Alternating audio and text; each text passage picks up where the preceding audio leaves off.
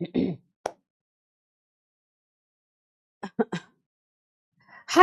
बच्चा पार्टी, नमस्कार, जय हिंद, राधे राधे। क्या हाल चाल है भाई आप सभी लोगों के। आशा करती हूँ आप सभी लोग अच्छे होंगे, मस्त होंगे, स्वस्थ होंगे और अपनी पढ़ाई बहुत ही बेहतरीन तरीके से कर रहे होंगे।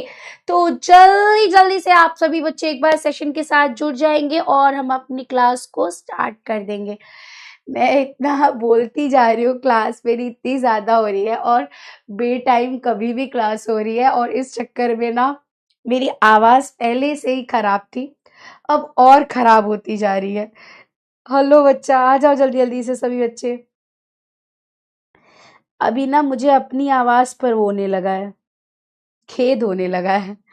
हेलो गुलाब, हेलो श्रेया, रिमझिम, शिवांगी, पूर्वी, भूमिका, नितेश, हेलो बेटा, hello Anaya, hello Shyansh, Mithilesh, hello Shivani, hello बेटा। कैसे हो आप सभी बच्चे, क्या हाल चाल है आप सभी बच्चों के। Good evening. पता है देखो, कल रात को मुझे मतलब मेरी कुछ क्लासेस थी, उसकी वजह से मुझे रात को 2 बज गया था सोते सोते एंड शॉर्ट्स वगैरह बनाते हुए।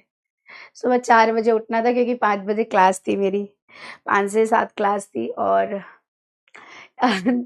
वो सुबह नींद बोलते हैं ना, जो रात की नींद होती है जब वो पूरी नहीं होती है तो दिन पूरा खराब जाता है। एंड आज मेरी मतलब ज्यादा से ज्यादा लगातार बैक टू बैक क्लासेस है। सुबह भी क्लास थी, ऑलमोस्ट 7 से 8 घंटे मेरी क्लास है। और उस बीच में मुझे दिवाली की थोड़ी बहुत ठीक ठाक जो होता है ना, अपना काम भी करना है और इवन मुझे अपनी पैकिंग भी करनी है। कल मेरी टिकट्स है घर जाने की। अब मैं इतनी ज्यादा एग्जॉस्ट हो चुकी हूँ, ऐसा लग रहा है कि भगवान जी जल्दी से ये सिचुएशन भाग जाए। मतलब इतना खतरनाक वाला चल रहा है ना, मैं 2 मिनट ये कर रही हूँ, 2 मिनट ये कर रही हूँ, मेरी दिमाग ऐसा लग रहा है कि मतलब खत्म हो गया है।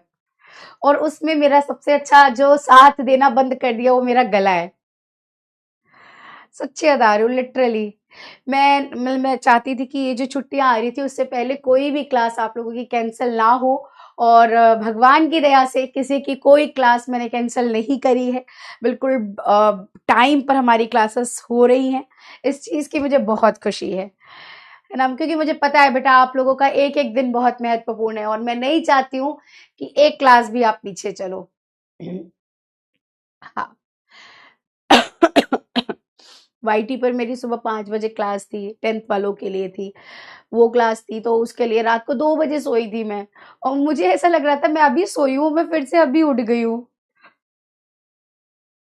हेलो हेलो बेटा, hello hello hello hello hello. हालांकि मुझे लग रहा है तुम लोगों का भी हाल यही चल रहा होगा, मम्मी खूब घर की साफ सफाइयां करवा रही होंगी, है ना। आप लोगों के साथ भी यही चल रहा है क्या, बताओ। आप लोगों के साथ भी यही चल रहा है। अभी इस वजह से ना मेरी आंखें भी एकदम सूखी सूखी सूजी सूजी आ रही है। एक तो ऐसे ही मुझे सब चाइनीज बुलाते हैं, मेरी आंखें छोटी हैं, है ना, ऐसे कर दो तो मैं पूरी चाइनीज लगती हूँ। वैसे आज मेरी आंखें सूज गई हैं और ना सोने की वजह से वो पूरी सूज गई हैं। और जब मेरी आंखें सूजती है तो मेरा ये वाला पोर्शन ऑलरेडी सूजा हुआ है, ये और निकल आता है। ऐसे लगता है मैंने एक रसगुल्ला इधर एक रसगुल्ला इधर भर रखा है ना। इस वजह से मैं और अच्छी खाती पीती घर की लगती हूँ। ठीक है। नहीं, यस कुछ बच्चे बोल रहे हैं यस मैम, कुछ बोल रहे हैं नहीं। ठीक है, तुम लोगों के तो मजे रहेंगे, छुट्टियां आ रही हैं, मजे करोगे तुम लोग। हाँ, दिवाली की छुट्टियों में खूब मस्तियां होंगी आपकी। अच्छा, दीदी और मम्मी कर रहे हैं, थोड़ा तुम भी हेल्प करा दो।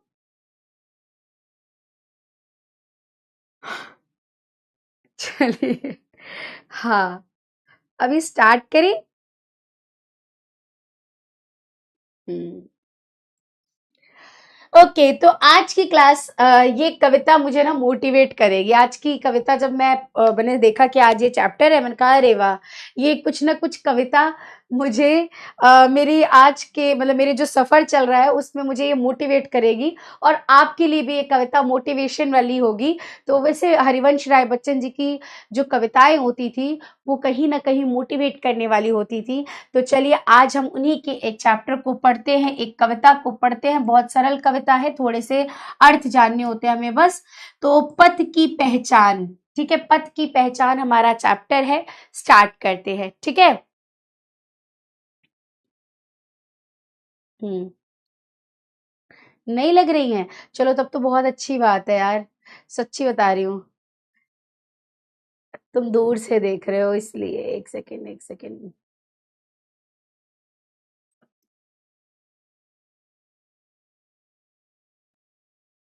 हाँ, ऑलमोस्ट बेटा आपकी वही दीपावली की छुट्टी रहेगी, फिर गोवर्धन पूजा, फिर भाई दूज की छुट्टी, है ना, उसके अगले दिन छोटी दिवाली, बड़ी दिवाली की छुट्टी, तो ये 4-5 दिन की तो छुट्टी मान के चलो, चलो रहेंगी। ठीक है। चलो। हाँ, 23 तक ऑलमोस्ट छुट्टी रहेगी आपकी। हम्म। कल क्लास होगी आपकी, कल क्लास रहेगी, मतलब मेरी नहीं है, किसी की जो भी आपकी क्लास रहती है कल रहेगी। उसके बाद से मंडे संडे से लेकर आपकी 23 तक ऑलमोस्ट छुट्टी रहेगी। ठीक है। हाँ, कुछ कह रहे हैं, आपकी आईज फूली हुई है। चलिए भाई, तो स्टार्ट करते हैं। सबसे पहले हम करेंगे कवि परिचय, फिर हम करेंगे पाठ की व्याख्या, फिर बहुविकल्पीय प्रश्न और उससे संबंधित प्रश्नोत्तरी। ठीक है। चलो जल्दी से बताओ, मेरी आवाज बच्चा आप लोग काम चला लोगे ना? हाँ, मैं पूरी कोशिश करूंगी कि आप लोग कहो कि एनर्जेटिक क्लास है, और एनर्जेटिक ही रहेगी, पर मेरी आवाज कहीं कहीं पर थोड़ी सी बैठ जाएगी, तो प्लीज माइंड मत करिएगा। मैं पूरी कोशिश करूंगी कि मेरी आवाज हमेशा उठी हुई रहे। ठीक है। चलिए, तो स्टार्ट करते हैं आज की क्लास को, जिसमें हम करेंगे हरिवंश राय बच्चन जी का चैप्टर पथ की पहचान। पथ मतलब रास्ता, है ना। वो कहते हैं इस चैप्टर के अंदर कि तू पथ की पहचान कर ले, तू जिस रास्ते पर चला है उस रास्ते की पहचान कर ले। ठीक है बच्चा जी। तो अभी हम इसी चैप्टर को समझेंगे। हाँ। अच्छा, कुछ बच्चे कह रहे हैं मैम की क्लास में मजा आता है। चलो बहुत अच्छी बात है बेटा, थैंक यू सो मच। अभी इसमें अगर हम बात करें कि हरिवंश राय बच्चन जी का जन्म कब हुआ था, तो 27 नवंबर। एक सेकंड, मैं आपके कमेंट्स ऑफ कर दूं बेटा थोड़ी देर के लिए, ताकि आपका ध्यान कक्षा में रहे। ठीक है। तो हरिवंश राय बच्चन जी का जन्म की अगर बात करी जाए बेटा, 27 नवंबर 1907 में इनका जन्म हुआ था। ठीक है। और जन्म स्थान की बात करें तो भैया अपने प्रयागराज से थे ये। पिताजी का नाम प्रताप नारायण था। इनकी मृत्यु 18 जनवरी 2003 में हुई थी, यानी 1907 में जन्म हुआ था और 2003 में इनकी क्या हो जाती है, मृत्यु हो जाती है।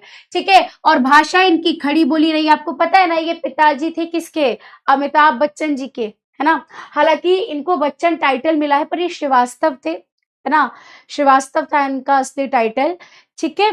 चलो, शैली इनकी भावात्मक गीत शैली होती थी। भावात्मक यानी इमोशनल, गीत मतलब गाने वाली शैली होती थी इनकी। सम्मान की बात करें तो इन्हें सरस्वती सम्मान 1991 में, पद्म भूषण 1976 में। और इनकी रचनाओं की बात करी जाए बेटा, तो इनकी रचनाओं में ना अधिकतर मधु शब्द आता था, जैसे मधुशाला, मधुबाला, मधुकलश, ये ऐसे और भी हैं। निशा निमंत्रण, एकांत संगीत, आकुल अंतर, मिलयामिनी, सतरंगिनी, आरती, अंगारे, नए पुराने झरोके, टूटी फूटी कड़ियां। तो ये इनकी क्या है भैया, शॉर्ट में, संक्षेप में जीवन परिचय। अब हम इनका डिटेल देख लेते हैं, फिर क्वेश्चन करेंगे। श्री हरिवंश राय बच्चन जी का जन्म प्रयागराज में सन 1907 ईस्वी में हुआ था। आपकी प्रारंभिक शिक्षा उर्दू भाषा के माध्यम से हुई थी। आपने सन 1925 में कायस्थ पाठशाला इलाहाबाद के से हाई स्कूल, सन 1937 में गवर्नमेंट इंटर कॉलेज से इंटर, तथा सन 1929 में इलाहाबाद विश्वविद्यालय से बीए की परीक्षा उत्तीर्ण की। असहयोग आंदोलन में भाग लेने के कारण आपने विश्वविद्यालय छोड़ दिया। बाद में सन 1938 में उसी विश्वविद्यालय में अंग्रेजी में एमए की परीक्षा पास करी। सन 1954 ईस्वी में आपने कैम्ब्रिज विश्वविद्यालय से पीएचडी करी। भैया ये कैम्ब्रिज से पढ़कर आए थे, समझ रहे हो आप। कैम्ब्रिज मतलब यही, यहाँ नहीं, विदेश से पढ़कर आए थे, बढ़िया तरीके की पढ़ाई करके आए थे, पीएचडी करे थे। ठीक है। डॉक्टर की उपाधि थी इनके साथ। आरंभ में आपने प्रयाग विश्वविद्यालय में प्राध्यापक के रूप में कार्य किया, यानी प्रयाग विश्वविद्यालय के अंदर ये प्राध्यापक यानी प्रिंसिपल के तौर पर इन्होंने कार्य करा। इसके बाद कुछ ही समय तक आपने आकाशवाणी में भी काम किया।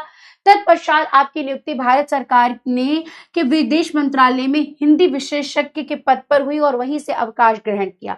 सन 1965 ईस्वी में राज्यसभा के सदस्य भी बने आप। साहित्य और कविता के प्रति आपकी रुचि बचपन से ही थी। सन 1923 में आपकी रचना मधुशाला के प्रकाशन को आपकी कीर्ति के शिखर पर पहुंचा दिया। आपकी साहित्यिक सेवाओं के लिए सन 1976 में भारत सरकार द्वारा आपको पद्म भूषण की उपाधि से सम्मानित किया गया। आपका शरीरांत यानी शरीर का अंत सन 2003 में हो गया था।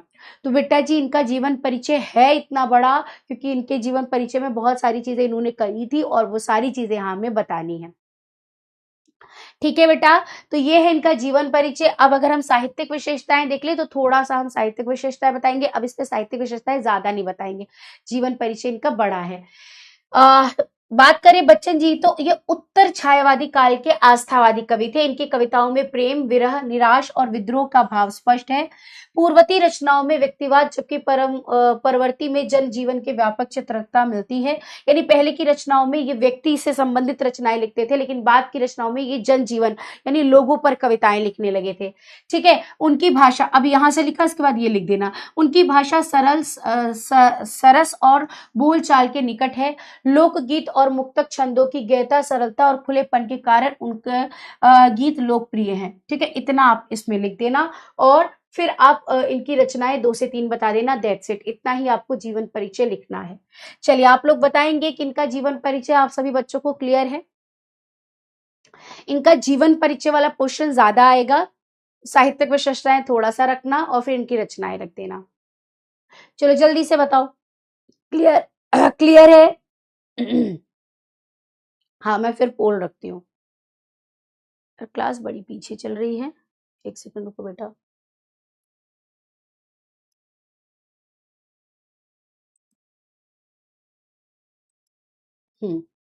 चलिए बताइए।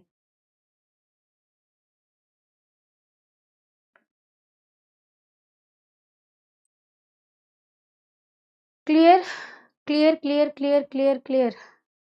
ठीक है, ठीक है। अब हम क्वेश्चंस कर लेते हैं इसके। हरिवंश राय बच्चन जी का निधन कब हुआ था? 2003 में, 5 में, 7 में, 9 में? चलो बताओ।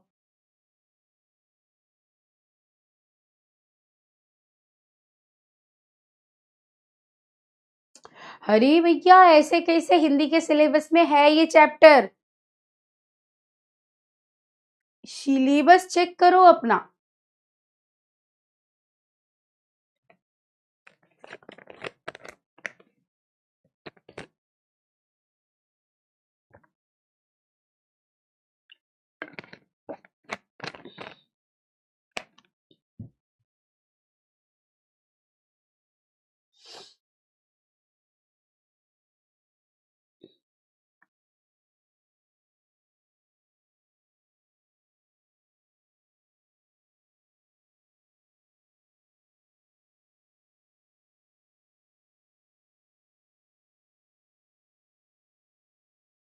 ए, ओके,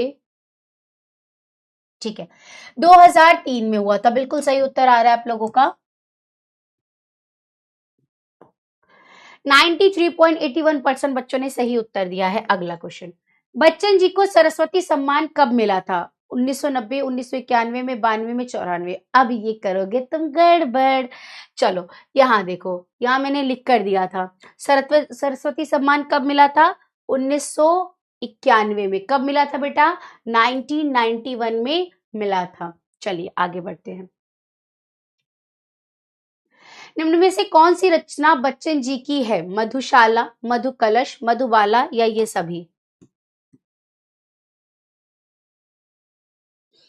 चलिए आंसर करिए फटाफट से।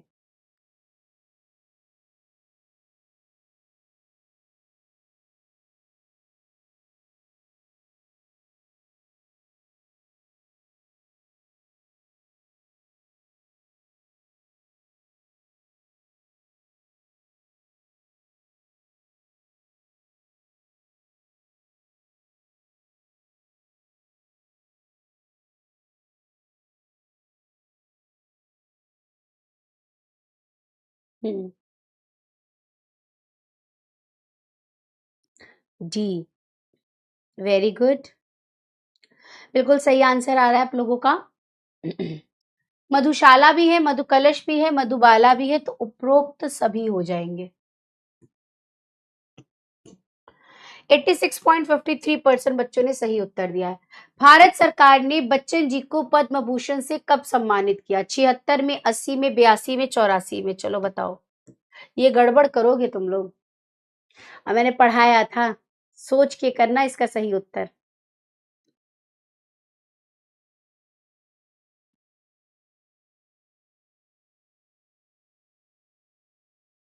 बेटा जो पुराना पेज था ना, जिसको डाउट का स्लाइड्स नहीं आती है, कुछ ऐसा है, आ, पुराने वाले पेज पर जो स्टूडेंट पेज है उस पर आ रहा है सही से, तो वहां पर आप कर लीजिएगा। बच्चों ने ये चीज बताई थी, एक बार ट्राई कर लेना।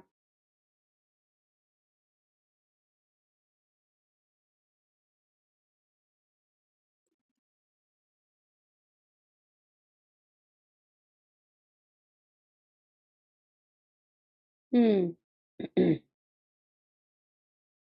ए बोल रहे हैं बच्चे। ओके, कब मिला था इनको? तो भैया 1976 में मिला था। ए ऑप्शन इसका बिल्कुल राइट हो जाएगा। 82.46% बच्चों ने राइट आंसर दिया है। चलिए अब कविता को स्टार्ट कर लेते हैं। यहाँ पर हमारा जीवन परिचय हो चुका है कंप्लीट। बहुत सिंपल अच्छी कविता है, आराम से, बड़ी लग रही है आपको पर है इजी। ठीक है, समझना है बस, कहीं कहीं शब्दों के अर्थ समझने हैं, बाकी तो आपको समझ में आ ही जाएगा। चल, पुस्तकों में है नहीं छापी गई इसकी कहानी। पुस्तकों में है नहीं छापी गई इसकी कहानी, हाल इसका ज्ञात होता है और है ना औरों की जवानी। जवानी यानी उनकी बोली से। अनगिनत राही गए इस राह से उनका पता क्या, पर गए कुछ लोग इस पर छोड़ पैरों की निशानी। अब इसमें कोई ऐसा शब्द मुश्किल नहीं है जो कठिन हो जिसका अर्थ मैं लिखूं, है ना। इसका अर्थ मतलब मैं इसका अर्थ आपको डायरेक्ट समझा दूंगी। कोई शब्द ऐसा कठिन नहीं है जिसका मुझे अर्थ बताना चाहिए। छोड़ पैरों की निशानी, यह निशानी मूक, मूक मतलब होता है चुप, शांत। मूक मतलब चुप, शांत। ठीक है, भी बहुत कुछ बोलती है, खोल इसका अर्थ पंथी। पंथी मतलब होता है राही।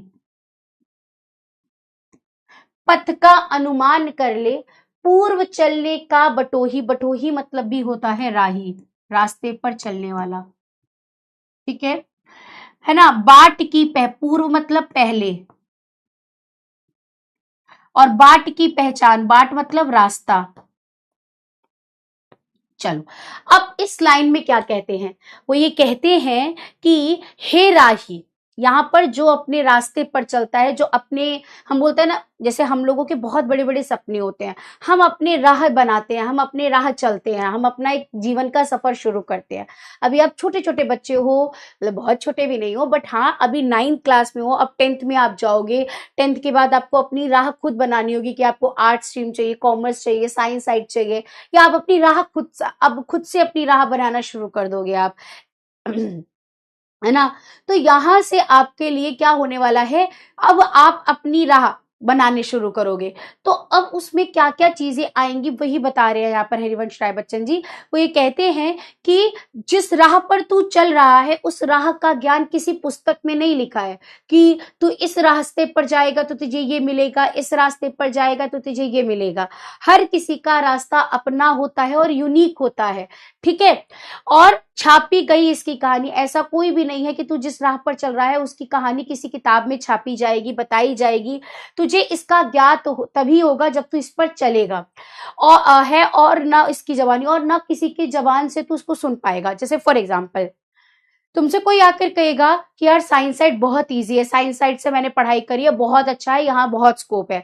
कोई तुमसे आकर कहेगा कि कॉमर्स साइड से मैंने पढ़ाई करी है, कॉमर्स तो बहुत इजी है और यहाँ पर भी बहुत ज्यादा स्कोप है।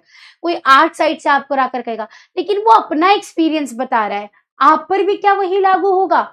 क्या आप मान लो आपका कोई दोस्त है या आपके कोई बड़े सीनियर आपके फ्रेंड है, आपके आसपास के भाई भैया है जो कॉमर्स लिए हो या साइंस लिए हो, तो क्या जरूरी है आप भी साइंस और कॉमर्स में बहुत अच्छे होंगे या फिर आप आर्ट्स में अच्छे होंगे? नहीं ना।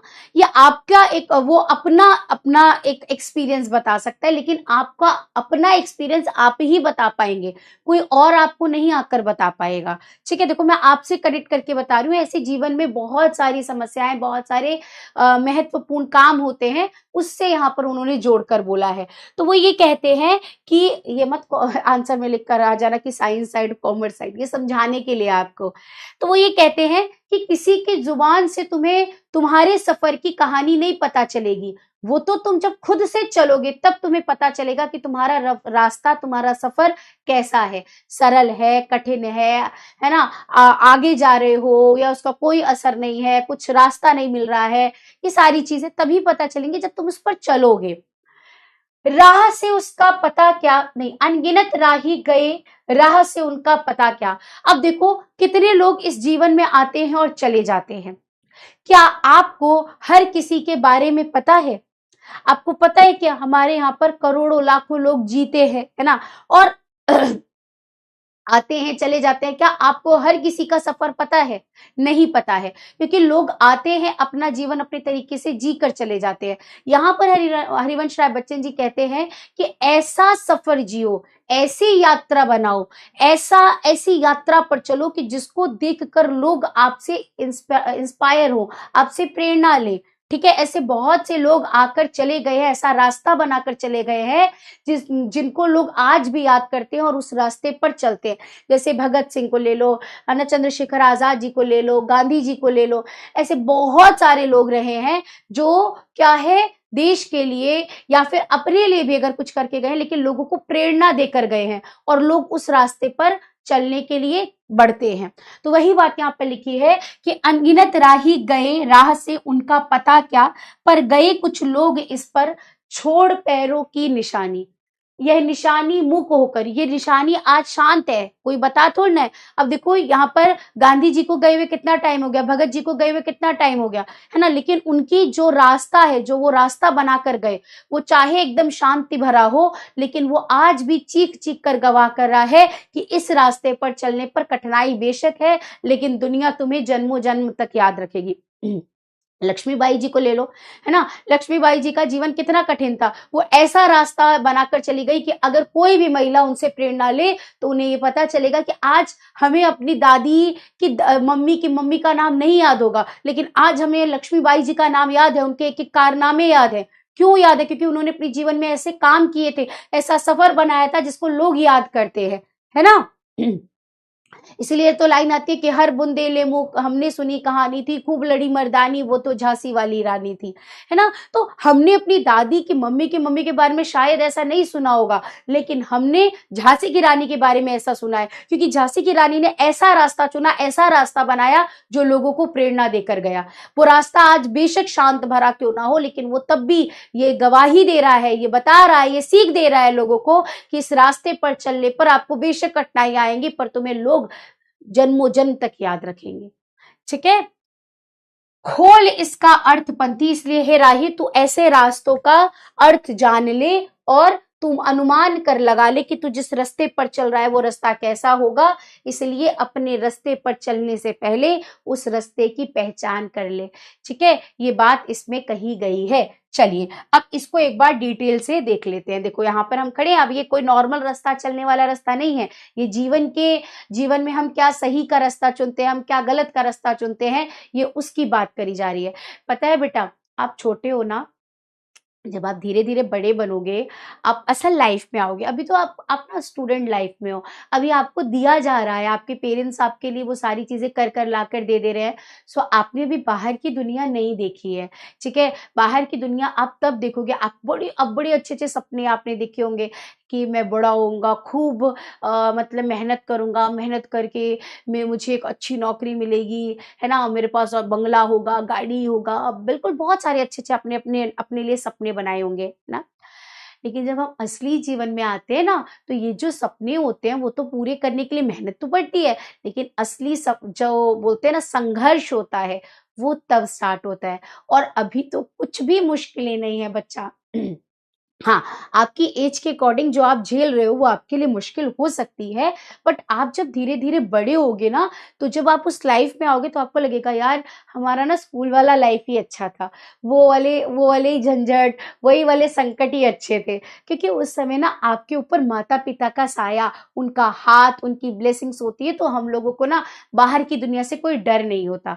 लेकिन जब हम खुद कमाने निकलते हैं तब दुनिया का सामना होता है। फिर हमें सही गलत की पहचान होती है, और जब हम उस रास्ते पर चलते हैं ना बेटा, तो आपके सामने दो चीजें आएंगी। मैं आपको सीख देकर जा रही हूँ, इस बात को जरूर अच्छे से सुनना और इस बात पर अमल करना। आपके सामने दो रास्ते आएंगे, एक रास्ता बहुत शॉर्टकट होगा, एक रास्ता बहुत लॉन्ग कट होगा। एक रास्ता ईमानदार, जो लॉन्ग कट का रास्ता होगा वो ईमानदारी का होगा, जो शॉर्टकट का होगा वो आपका बेईमानी का होगा। तो बेईमानी वाला रास्ता आपको 100% अपनी तरफ खींचेगा, आपसे कहेगा कि यार चल, दुनिया चल रही है, तेरे चलने से कोई फर्क नहीं पड़ता है, तू भी चल, दुनिया के लोगों को देख कर। और फिर वो तो तुम्हें अंदर से ये भी सीख देगा कि देख ना, जो लॉन्ग मतलब बहुत मेहनत करके बढ़ रहे हैं, है ना, वो देख कहाँ पहुंच पाए हैं, वो कहीं नहीं पहुंच पाए हैं, और तू देख थोड़े से कम समय में तू खूब उन्नति कर लेगा। तो तुमको ना वो अपनी तरफ खींचेगा, और बहुत लोग इसके चपेट में चले भी जाते हैं।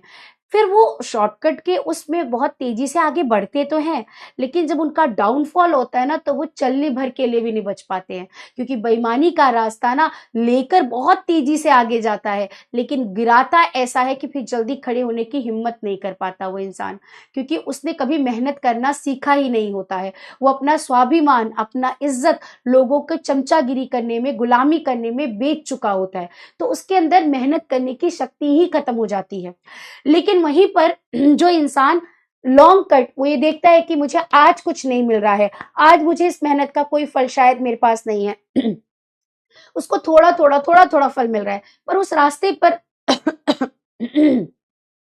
उस रास्ते पर वो चलता रहेगा ना, एक टाइम ऐसा आएगा ना कि वो इतना सफल हो जाएगा कि उसे पीछे मुड़कर देखने की जरूरत ही नहीं पड़ेगी, और उससे लोग सीख लेंगे, उससे शिक्षा लेंगे कि यार देखो, इसके लाइफ में कितनी प्रॉब्लम्स थी, लेकिन इसने वो करके दिखाया जो लोग नहीं कर पाए हैं। तो इसलिए बेटा, आप जब मेहनत कर रहे होंगे तो ये याद रखना, समय लगेगा, बहुत समय लगेगा सफल होने में, पर वो सफलता ऐसी होगी जो परमानेंट होगी। ठीक है, हाँ, परमानेंट जैसी चीज हमेशा कभी होती नहीं है, पर वो परमानेंट इसलिए होगी कि आपको अंदर से खुशी देगी कि आपने कभी किसी के साथ गलत नहीं करा, आपने अपनी बेईमानी से काम नहीं करा, और आपको अच्छी नींद आएगी। ठीक है बेटा जी, फिर वो जो सफलता होगी ना, आप उससे बहुत खुश रहोगे। इसलिए हमेशा अच्छे रास्ते को चुनना, सच्चाई भरे रास्ते को चुनना, ऐसा काम करना कि आपके माता पिता आप पर गर्व कर सके, उनकी नाक कटाने वाला काम मत करना। ठीक है बेटा जी, चलिए। इसकी व्याख्या एक बार देखते हैं, फिर मैं आपसे पूछूंगी कि आपको समझ में आया कि नहीं। प्रस्तुत पद्यांश में कवि हरिवंश राय बच्चन जी कहते हैं, हे राहगीर, चलने से पहले अपने जीवन पथ के रास्ते को अच्छी तरह से जान ले। तेरे जीवन पथ की कहानी किसी भी पुस्तक में छापी नहीं गई है, ये तुझे स्वयं बनानी पड़ेगी। तेरे जीवन पथ का उद्देश्य दूसरों के कथन या दूसरों की जवानी से नहीं पता चलता। बहुत सारे लोग इस संसार में जन्मे और मर गए, उनकी कोई गणना नहीं है, लेकिन इन संसार में कुछ ऐसे लोग भी पैदा हुए जो अपने महान कार्यों के द्वारा अपने पैरों के निशान छोड़ गए। उनके ये महान कार्यों की निशानी मौन होकर भी बहुत कुछ बताती है। हे राहगीर, तो उनके इन महान कार्यों से प्रेरणा लेकर अपने रास्ते को भली भांति से पहचान कर, अर्थात जान ले, राहीगीर है ये। राहीगीर मतलब रास्ते पर चलने वाला। चलने से पहले तू अपने जीवन पथ की अच्छी से पहचान कर ले। ठीक है, इस पे फिर क्वेश्चन पूछा जाएगा कि कवि राहीगीर को किस से प्रेरणा लेने को कह रहा है, तो हमारे कर्मठ महापुरुषों से, यानी जिन्होंने बहुत काम किया है। कविता के अनुसार किन लोगों के जीवन में सफलता प्राप्त होती है? जीवन में उन कर्मठ महापुरुषों को सफलता मिली है जिन्होंने खूब सोच समझकर कार्य किया है। चलिए, यहां तक सभी को क्लियर है? एक बार बताएंगे बेटा, फिर मैं अगली पंक्तियों पर चलूंगी। अंशुमन मिश्रा, क्या समझ में नहीं आया बेटा? ये तो बहुत सिंपल सी पंक्तियां थी हैं। इसमें क्या बोला था उन्होंने कि हे राही, तू जिस रास्ते पर, हे पथी, पंथी मतलब जो रास्ते पर चलता है, ठीक है, यानी हम लोगों को वो कहते हैं कि हे पंथी, तू जिस रास्ते पर चलता है उस रास्ते के बारे में तुझे किसी किताब में पढ़ने को नहीं मिलेगा या किसी के मुंह से जबानी सुनने को नहीं मिलेगा। ये तो तू जब अपने रास्ते पर चलेगा तभी उसके रास्ते के बारे में जान पाएगा कि वो कठिन है या सरल है। ठीक है, इस दुनिया में बहुत सारे अनगिनत लोग आए और चले गए, पर उनके बारे में कोई नहीं जानता। पर हमारे संसार में ऐसे बहुत सारे लोग आए हैं जिन्होंने अपने कर्मठ यानी मेहनत से अपना ऐसा नाम बनाया है, ऐसे पद चिन्ह छोड़े हैं जिनसे लोग प्रेरणा लेते हैं। तो ऐसे लोगों की राह से प्रेरणा लेकर कुछ सीख, ठीक है, और अपने रास्ते को अच्छे से परख ले, जान ले और फिर उस पर चलना शुरू कर। ठीक है बेटा जी, ये इसका अर्थ है। अभी क्लियर हो गया होगा? ठीक है, चलिए तो आगे बढ़ते हैं अगली पंक्तियों पर। पद की पहचान कविता के रचनाकार कौन है? अच्छा बेटा, अगर आपको समझ में ना आए तो आप बता देना, पर प्लीज जान के टाइम वेस्ट करने के लिए मत करना, क्योंकि आज गला सच में मैम का साथ नहीं दे रहा है। तो मैम को परेशान करने के लिए प्लीज आज मत करना। रोज तो कर ही लेते हो, बट आज मत करना कि चलो यार टाइम वेस्ट होगा, थोड़ा सा बात करने को मिल जाएगा। ये चीज मत करना, क्योंकि आज मेरा गला बहुत बुरी तरह से परेशान हूं मैं, बट फिर भी मैंने सोचा है कि क्लास होनी चाहिए आपकी, और मैं पूरी कोशिश कर रही हूँ कि मैं अपनी आवाज से अच्छे क्लास कर मतलब दे पाऊं। और इसके बाद मेरी अभी 2 से 3 क्लासेस और भी हैं। ठीक है, सो आप लोग अगर आपको समझ में नहीं आए तो दोबारा पूछना, बेशक पूछना, पर तंग करने के लिए मत पूछना। ठीक है, चलिए, पद की पहचान कविता के रचनाकार कौन है? चलो बताओ।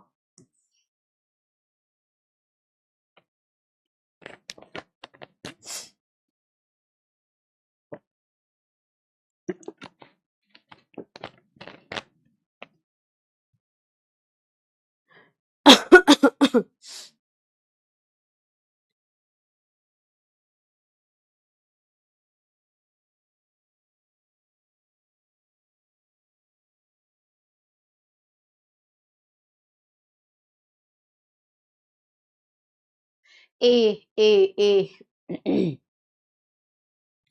हरिवंश राय बच्चन, सोहन लाल द्विवेदी, महादेवी वर्मा, या इनमें से कोई नहीं? ठीक है बेटा, तो इसमें आंसर क्या हो जाएगा? राइट, देखा जाए, हरिवंश राय बच्चन जी है। 98.16% बच्चों ने सही उत्तर दिया है। चलिए अगली पंक्तियां देख लेते हैं आप फटाफट से।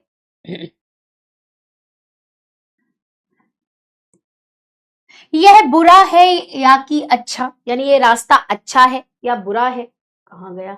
ये रास्ता अच्छा है या बुरा है? ठीक है, व्यर्थ दिन इस पर बिताना, यानी व्यर्थ मतलब बेकार, मतलब तू इस पर चलकर अपना समय बेकार कर रहा है। अब असंभव छोड़ यह पथ दूसरे पर पग बढ़ाना, पग मतलब पैर, कदम, कदम लिख लेते हैं। ठीक है, मतलब आप इस लाइन में क्या कहा है कि जब तू उस रास्ते पर चले और तुझे लगे कि पता नहीं यह अच्छा रास्ता है, बुरा रास्ता है, इस पर तो चलना व्यर्थ जाएगा, बेकार जाएगा, तो और इस रास्ते पर चलना असंभव है, तो तू दूसरे रास्ते को चुन ले। और ऐसा होता है, बहुत सार बार ऐसा होता है। पता है बेटा, हमारी लाइफ में जब हम कुछ मेहनत करने जाते हैं, जैसे फॉर एग्जांपल आप कोई मैथ्स का इक्वेशन करने बैठे हो या कोई चैप्टर करने बैठे हो, मैं आपसे कनेक्ट करके बताऊंगी, तो आपके सामने वो चैप्टर कई बार क्या होता है कि यार आज ना चलो, मतलब आपने टाइम टेबल बनाया कि मुझे पढ़ाई करनी है, ठीक, खूब पढ़ना है, आज से मैं खूब पढ़ाई करूंगा। तो आपने क्या करा कि अपना टाइम टेबल बनाया, आज वो मतलब पहला दिन है जिस दिन आपको अपना टाइम टेबल फॉलो करना है। आपने अपना पहला सब्जेक्ट का पहला टॉपिक उठाया, पढ़ने के लिए। अब वो सब्जेक्ट का पहला टॉपिक कठिन था, फिर आपने सोचा यार ये तो बहुत कठिन चैप्टर लग रहा है, समझ में नहीं आ रहा, बेकार लग रहा है, क्या लगी थी मुझे, चल साइंस पढ़ लेता हूँ। ठीक है, साइंस खोलूं तो अब साइंस भी नहीं समझ में आ रहा, यार ये भी कठिन लग रहा है, चल इंग्लिश पढ़ लेता हूँ।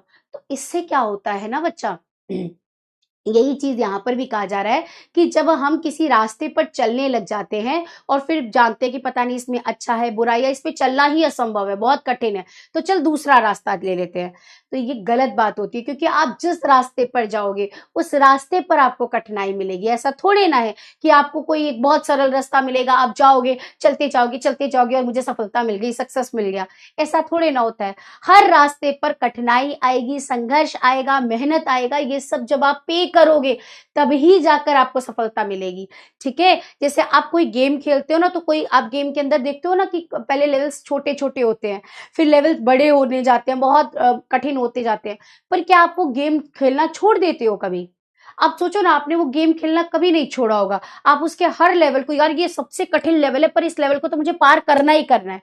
यही डेडिकेशन हम अपने जीवन में प्रॉब्लम्स पे क्यों नहीं देखते हैं कि यार ये चैप्टर कितना भी कठिन है पर मैं इसे पढ़कर ही छोड़ूंगा, है ना? तो जब हम ये प्रण कर लेते हैं तो फिर हम उसी रास्ते पर अपना रास्ता बनाते चले जाते हैं, फिर हमें रास्ता बदलने की जरूरत नहीं पड़ती। हम कभी ऐसा करते हैं क्या कि ये गेम में ये वाला टास्क बहुत कठिन है तो चलो ये गेम इंस्टॉल करके दूसरा गेम खेलेंगे? नहीं, हमें वो गेम पसंद है, हम उस गेम में तब तक खेलते रहते हैं, उस टास्क को तब तक खेलते रहते हैं जब तक हम उसको क्लियर ना कर लें।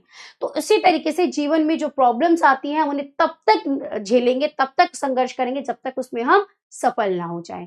ठीक है, यही बात इसमें कही है कि ये बुरा है या अच्छा, बेकार दिन इस पर बिताना, अब असंभव है छोड़कर दूसरे पग पर बढ़ जाना, तो इसे अच्छे से समझ, इसलिए तू अच्छे से समझ कर उस रास्ते पर चल, यात्रा सरल इससे बनेगी। इसलिए जब तू सोच समझ कर अपना रास्ता बनाएगा कि हाँ इस रास्ते पर मुझे चलूंगा तो ये चीजें मिलेंगी, तो तेरे लिए वो रास्ता सरल हो जाएगा।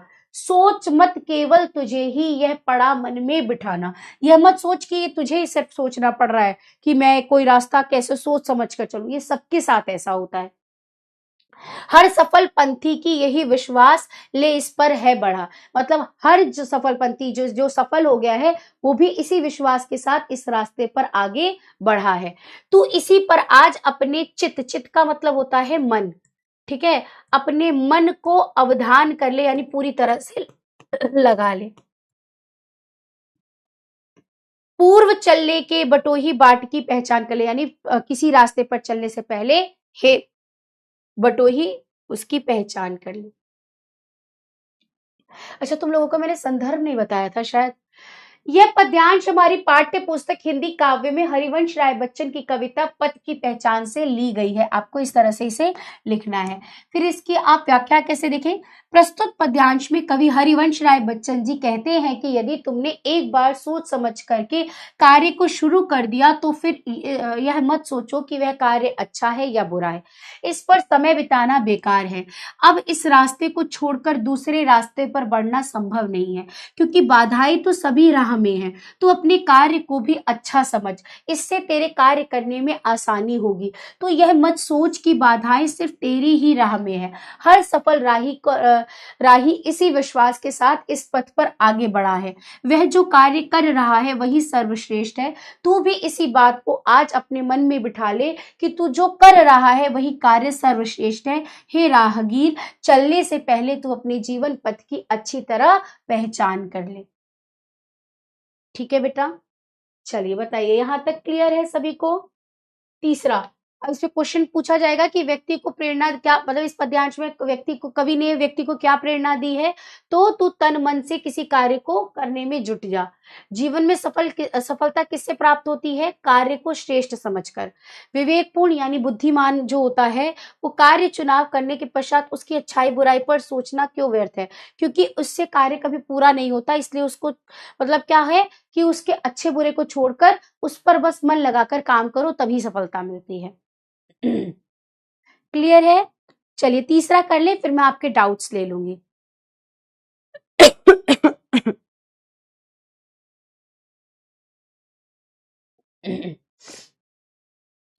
कवि के अनुसार कार्य करने का सही तरीका क्या है? कठिनाइयों के बारे में सोचते रहना, कार्य चुनने के बाद उसे श्रेष्ठ समझकर तुरंत शुरू करना, कार्य को टालते रहना, केवल आसान कार्य करना। चलो बताओ।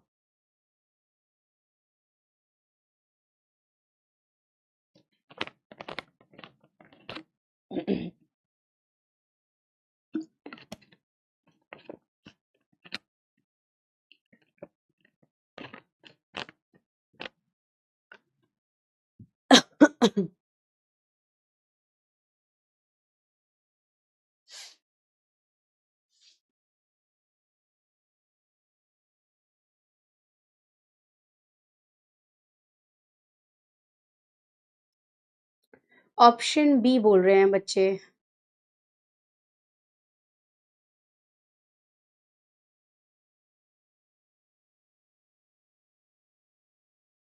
देखा जाए। चलिए, तो कार्य चुनने के बाद उसे श्रेष्ठ समझना, तुरंत देखो, कठिनाइयों के बारे में सोचते रहना। कवि के अनुसार कार्य करने का सही तरीका क्या है? कठिनाइयों के बारे में सोचते रहना, गलत। कार्य चुनने के बाद उसे श्रेष्ठ समझकर तुरंत शुरू करना, कार्य को टालते रहना, केवल आसान कार्य करना। तो ऑप्शन बी राइट है इसका। 93.38% बच्चों ने सही उत्तर दिया है। आगे अगली पंक्तियों पर चलते हैं। हे अनिश्चित, इस जगह पर सरिता गिरी गहर मिलेंगे।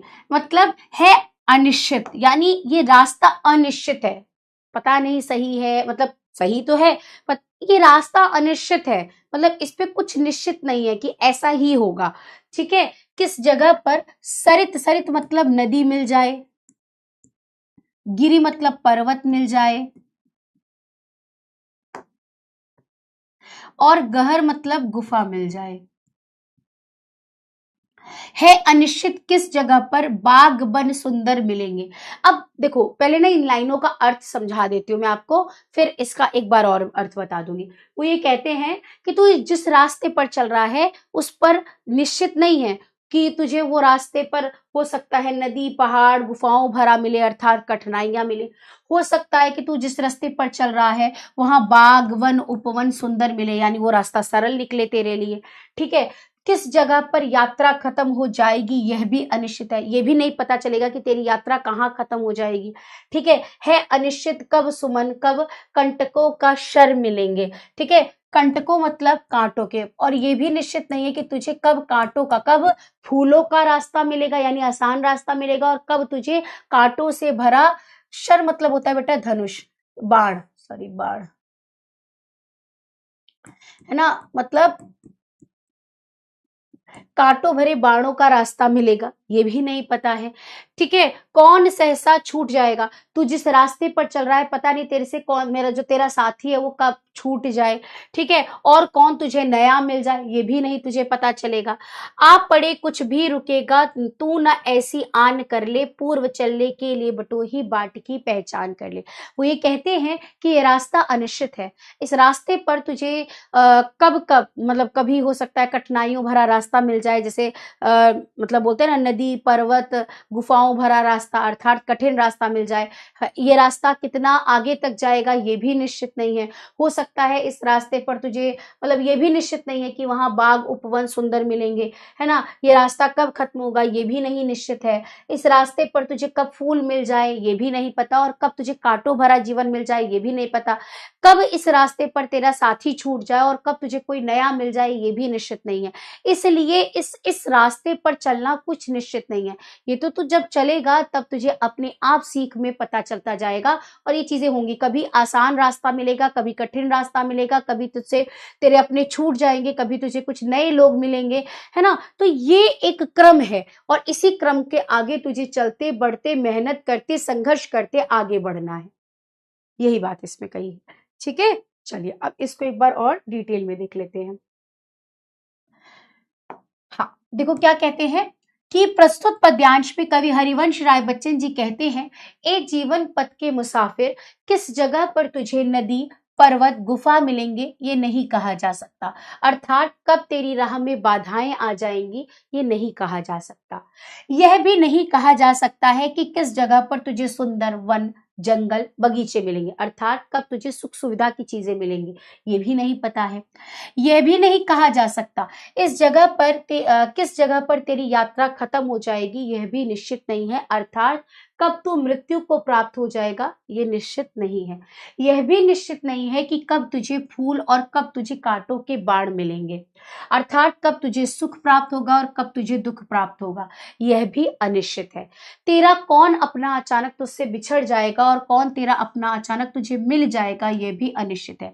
लेकिन कितनी भी बाधाएं आ जाए तू कभी रुकना नहीं, ऐसी प्रतिज्ञा कर ले ए राहगीर, चलने से पहले तू अपनी जीवन पथ की अच्छी से पहचान कर ले। देखो एकदम मैंने सिंपल व्याख्या लिखी है। हाँ बड़ी लग रही है आपको तो बेटा जी आपको पूरी व्याख्या पेपर में नहीं लिख कर आनी होती, जितनी रेखांकित करी होती है केवल उतनी की व्याख्या, मुझे आपको पूरे पंक्ति की व्याख्या करानी है ना, इसलिए ये पूरा लिखा हुआ है। लेकिन पेपर में आपको जो रेखांकित करके आएगा उसी की व्याख्या करनी है, ठीक है। चलिए, कवि हरिवंश राय बच्चन जी जीवन पथ के मुसाफिर से क्या कहना चाहते हैं?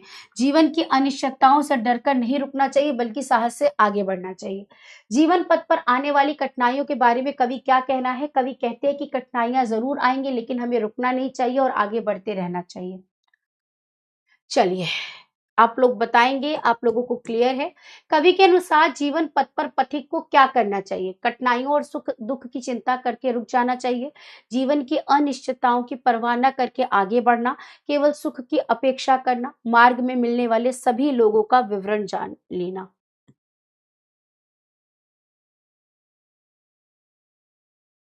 क्लियर है बेटा?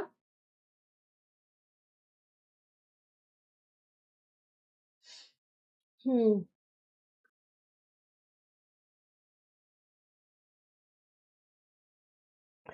बिल्कुल आदर्श, तुम बेटा सही कह रहे हो। उसी की जरूरत है अब मुझे, और क्लास खत्म हो तो ये सारी चीजें करूँ भी मैं, है ना। रात में अब देखती हूँ एक बार, और मुझे मेरी एनर्जी लेवल ना मतलब अभी तो ठीक है, पर मुझे डर लग रहा है कि लास्ट वाली क्लास तक जाते जाते मैं ऐसे क्लास में बेहोश होके गिर ना जाऊं। पता है कैसी वाली फीलिंग आ रही है, मैं आपको बता रही हूँ। जैसे आप शादी में पूरी रात जगे होते हो, अगले दिन कैसी फीलिंग आती है अगर आपको जबरदस्ती जगना पड़े, लगता है ना। अच्छा, ऐसा नहीं है कि मेरे साथ ये पहली बार हो रहा है, मैं कई रातें जगी हूँ, पढ़ाना होता है, क्लासेस होती है, मैं ऐसा हमारे साथ अक्सर होता रहता है। बट वो इसलिए थोड़ा सा एग्जॉस्टेड हो गया इस समय क्योंकि दीपावली है, घर जाना है, पैकिंग भी है, सफाइयाँ भी है, सारी चीजें करनी है और क्लासेस भी हैं, तो थोड़ा सा एग्जॉस्ट हो चुकी हूँ अब। Yes ma'am, yes ma'am, yes ma'am, समझ में आ गया है। ठीक है, चलो। कठिनाइयों और सुख दुख की चिंता करके रुक जाना, अरे नहीं यही तो नहीं करना है, केवल सुख की अपेक्षा करना। जीवन में केवल सुख नहीं मिलता है, सुख और दुख दोनों आते जाते रहते हैं। मार्ग में मिलेंगे वही सभी लोग जो विवरण जान लेना नहीं, जीवन की अनिश्चितताओं की परवाह न करके आगे बढ़ना। 94.61% बच्चों ने बिल्कुल सही उत्तर दिया। अब एक बार डाउट ले लेती हूँ आपके, फिर कराती हूँ आगे। मैम बटोही का अर्थ क्या होता है? बेटा बटोही का अर्थ होता है राही, राह पर चलने वाला, राहगीर को कहा जाता है बटोही। ठीक है, बाट मतलब होता है रास्ता, और उस बाट पर चलने वाले को बटोही कहा जाता है, यानी राहगीर, चलने वाला। ठीक है, हरेंद्र बच्चा समझ में आ गया होगा। सहसा मतलब होता है अचानक, सोनम, सहसा मतलब अचानक। सूरज बटोही का हिंदी में मतलब हिंदी बटोही ही है। अब मतलब बच्चे बोलते हैं बटोही का हिंदी में अर्थ बता दो, वो हिंदी का ही शब्द है। बटोही मतलब होता है रास्ते पर चलने वाला राहगीर। ठीक है, चलो। बात का मतलब बात होता है, सहसा हो गया, सहसा हो गया। आ, ग्वार का मतलब होता है बेटा गुफा, मैंने वहां लिखा था। अनिश्चित का मतलब होता है जो निश्चित ना हो, है ना, जो एकदम परमानेंट ना हो, जो निश्चित ना हो, उसे अनिश्चित कहते हैं। श्रेष्ठ मतलब सबसे अच्छा। अर्पित, राम कौन सा बेटा? कवि के अनुसार कार्य करने का सही तरीका क्या है? कार्य सही तरीका यही, कठिनाइयों के बारे में नहीं सोचना, कार्य चुनने के बाद उसे श्रेष्ठ समझकर, मतलब कोई भी काम आपने चुन लिया तो वो सबसे अच्छा है ये समझकर उस पर काम करते रहना, ये सही होता है। ठीक है, तो ये ठीक है। अभी राम जी आपको समझ में आ गया होगा। मैम दूसरी और तीसरी लाइन एक बार और समझा दीजिए नंदिनी। दूसरी तीसरी, अच्छा देखो बेटा, वो ये कहते हैं कि कौन सा रास्ता अच्छा है, कौन सा रास्ता बुरा है, मतलब ये इस रास्ते, जिस रास्ते पर तू चल रहा है वो रास्ते पर क्या बुरा है क्या अच्छा है, यह सोचकर सोचना व्यर्थ है। अब तू उस रास्ते पर चल चुका है, ठीक है, तो ये तू सोचे कि अरे यार ये रास्ते पर चलना तो मेरे लिए खराब था, ये तो बहुत बुरा रास्ता है, ये तो बहुत अच्छा रास्ता है, ऐसा सोचना व्यर्थ होता है, बेकार होता है। ठीक है, अब असंभव छोड़ यह दूसरे पर पग बढ़ाना, तो इसे अच्छा समझ। ठीक है, और जब हम ये सोचते हैं कि अरे यार ये रास्ता तो बहुत बुरा है, चल इस रास्ते को छोड़कर दूसरा रास्ता अपना ले, ये सोचना भी गलत है। ठीक है, ये कभी मत कर, क्योंकि तू किसी भी रास्ते पर चलेगा वहां तुझे कठिनाई मिलेगी, इसलिए किसी रास्ते को बुरा मत समझ, बस तू उस रास्ते पर चलता रहे। ठीक है, ये बात इसमें कही है। नंदिनी अभी समझ में आ गया होगा बेटा आपको।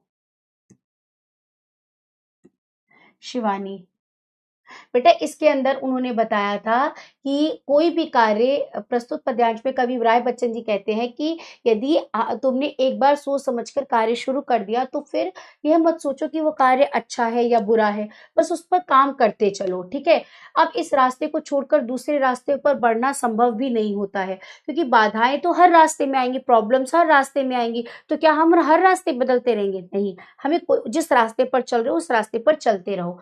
तो अपने कार्य को अच्छा समझो, इससे तेरे कार्य में आसानी होगी। ठीक है, और तू यह मत सोच कि बाधाएं से तेरे, मतलब वो ये कहते हैं कि तुम जिस रास्ते पर चल रहे हो वो रास्ता छोड़कर कि दूसरा रास्ता अपना ले, दूसरे दूसरे काम को कर ले, तो वो बेकार होता है, ये चीज नहीं करनी चाहिए, क्योंकि तुम जो भी काम चुनोगे उसमें प्रॉब्लम्स आएंगी। इसलिए तू अपने काम को मेहनत के साथ करता चल और आगे बढ़ता चल। ठीक है, यही बात इसमें कही है। चलो, श्रेष्ठ का मतलब सबसे अच्छा, चित्त का मतलब मन का अवधान पूरी तरह से लगा ले, अनुष्का। पंथी मतलब राही होता है।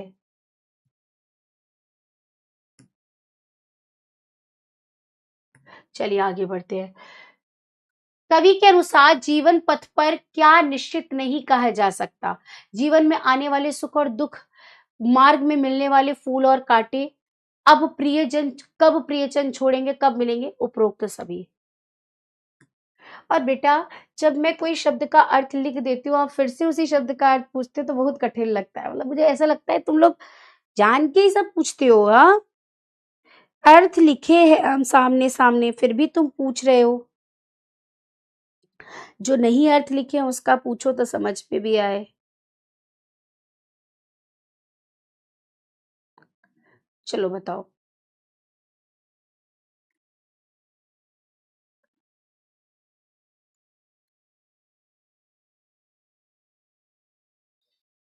हम्म।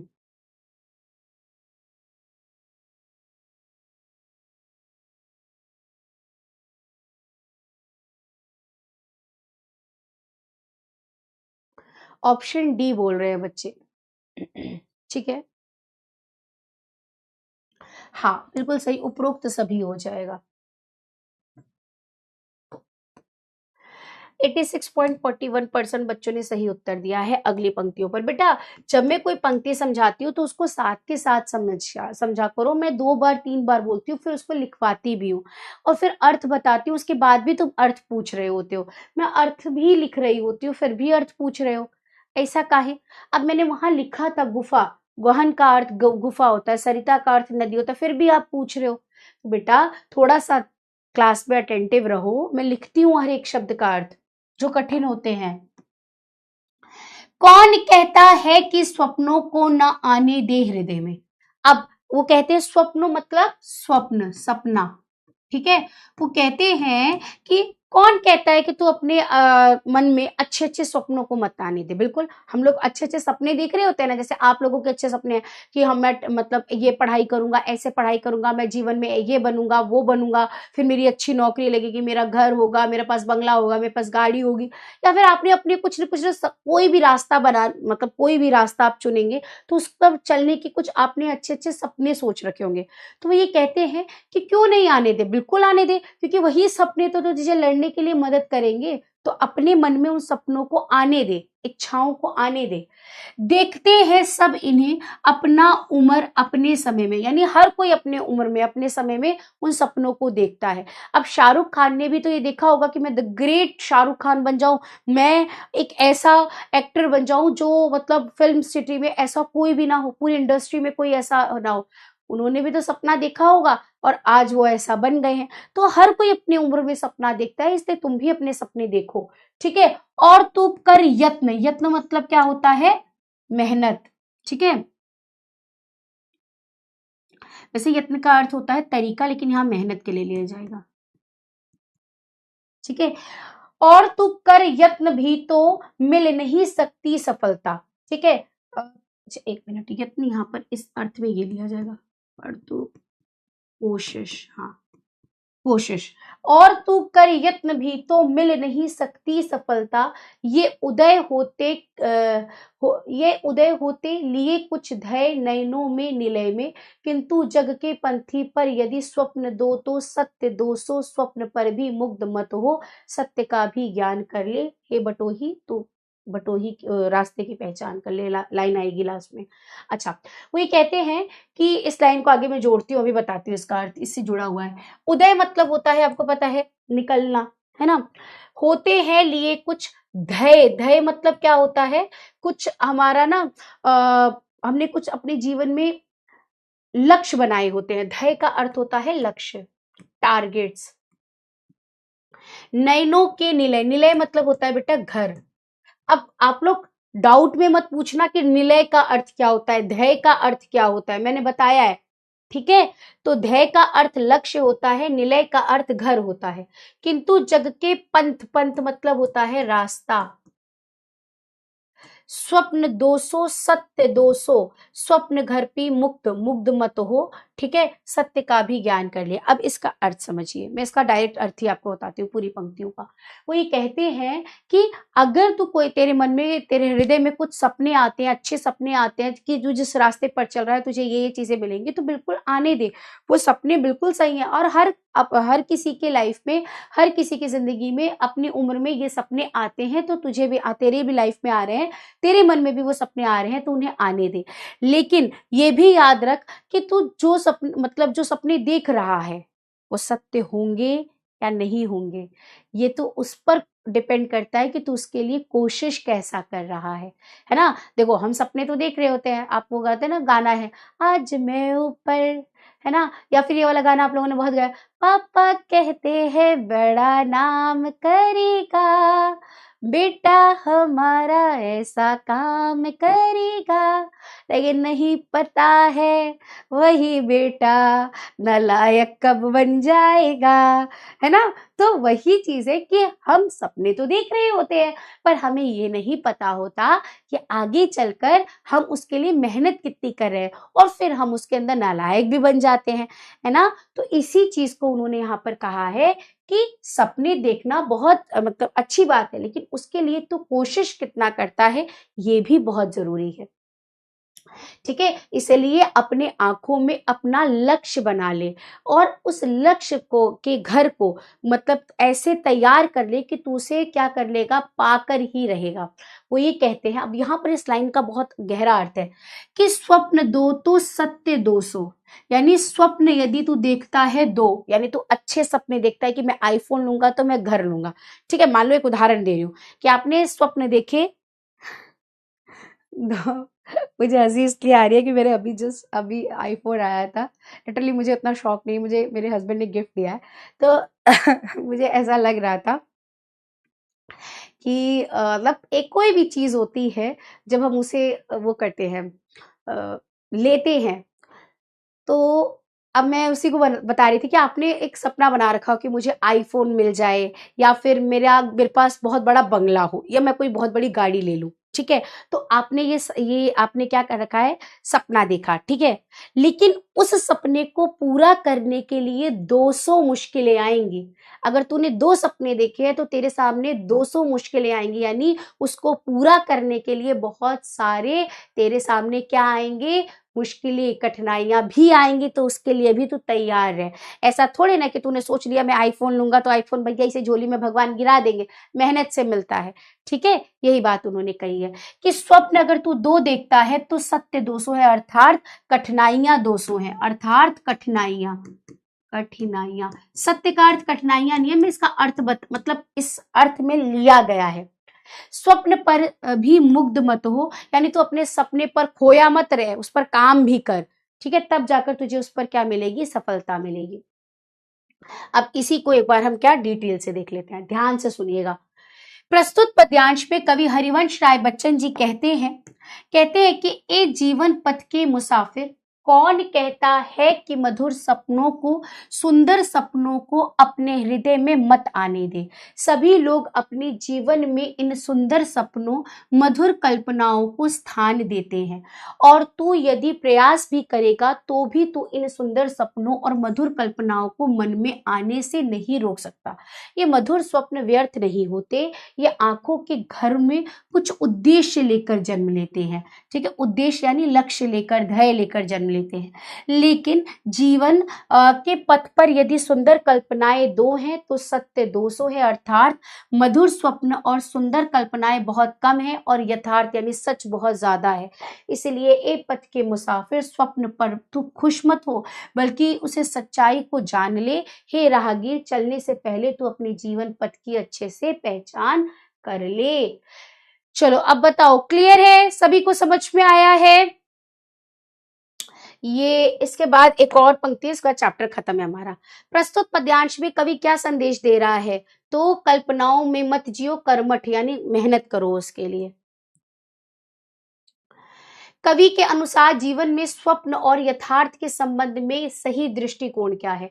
केवल स्वप्नों में ही मग्न, यानी केवल सपनों में ही खोए रहना नहीं, गलत। स्वप्नों के महत्व देना चाहिए, लेकिन यथार्थ को समझना बहुत जरूरी है। यथार्थ मतलब होता है बेटा सच, यथार्थ का मतलब होता है सत्य, सच, ठीक है। स्वप्न और कल्पनाएं व्यर्थ है, इन्हें पूरी तरह छोड़ देना चाहिए, नहीं ये तो बिल्कुल गलत। यथार्थ को नजरअंदाज कर केवल कल्पनाओं के पीछे चलना चाहिए, ये भी गलत है।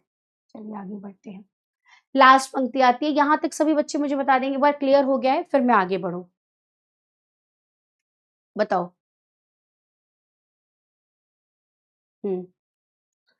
क्लियर है? जल्दी से बताएंगे, क्लियर है बच्चा? ठीक है, लास्ट पंक्तियां हैं और फिर हमारा चैप्टर समाप्त हो जाएगा। पता है आपको, 9th क्लास का सिलेबस हमेशा ये होता है, चाहे सीबीएसई देख लो, चाहे कोई भी बोर्ड ले लो, यूपी बोर्ड ले लो, बिहार बोर्ड ले लो, सीबीएसई ले लो। मैंने एक चीज नोटिस करी है, और हमने अपने टाइम पे भी नोटिस, हमें ये बात पता थी और अभी भी आपको बता रही हूँ कि 10th का सिलेबस बहुत मतलब इतना बड़ा भी नहीं है और ठीक ठीक है, वहीं पर 9th का सिलेबस बहुत बड़ा होता है। या आपको इसीलिए इतना दिया जाता है कि युद्ध में जाने से पहले आपकी ट्रेनिंग हो रही होती है, फिर युद्ध तो आसान होता है ना, आपको पहले से तैयार कर दिया जाता है। आप कोई भी बोर्ड की परीक्षा उठा लीजिए, आपका सिलेबस देख लो, कितने बड़ी बड़ी कविताएं लग रही हैं आपको, इतनी बड़ी कविता 1-2 ही मिलेंगी आपको। हाँ, चलिए आगे बढ़ते हैं, अगली पंक्तियों को देखते हैं। अब लास्ट पंक्तियां हैं, इसको भी समझ लेते हैं, फिर चैप्टर खत्म हो जाएगा। स्वप्न आता स्वर्ग का, यानी आंखों में सपने आते हैं स्वर्ग के, यानी अच्छे दिनों के। तो दृग मतलब होती है बेटा आंखें, दृग मतलब आंखें। कोरको मतलब आंखों के किनारों में। दीप्ति मतलब होता है प्रकाश, प्रकाश आ जाता है। पंख लग जाते हैं पगों को, पगों को मतलब पैरों को, पंख लग जाते हैं। ललकती मतलब होता है ललचाई। उन्मुक्त छाती, छाती मतलब वही होता है, आप छाती तो जानते ही हो, उन्मुक्त मतलब होता है खुशी से। रास्ते का एक कांटा पांव का दिल चीर देता, रक्त की दो बूंद गिरती, एक दुनिया डूब जाती, आंख में हो स्वर्ग लेकिन पांव पृथ्वी पर टिके हो, कंटकों मतलब कांटे। अब इनका अर्थ समझाऊंगी, एक मिनट रुक जाना। कि इस अनोखी सीख का सम्मान कर ले, पूर्व चलने से पहले पटोही पथ की पहचान कर ले। वो ये कहते हैं कि जब तुम कोई सपना देखते हो तो सपना देखने से पहले तुम्हारे आंखों में बहुत अच्छे अच्छे मतलब कल्पनाएं आने लगती हैं, ठीक है, और तुम्हारी आंखें प्रकाश से भर जाती। एक सेकंड दीजिएगा बेटा, बस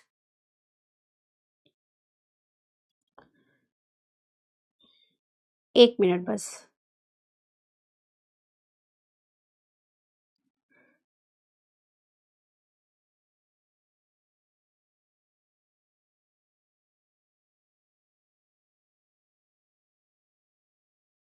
हम्म, चलिए।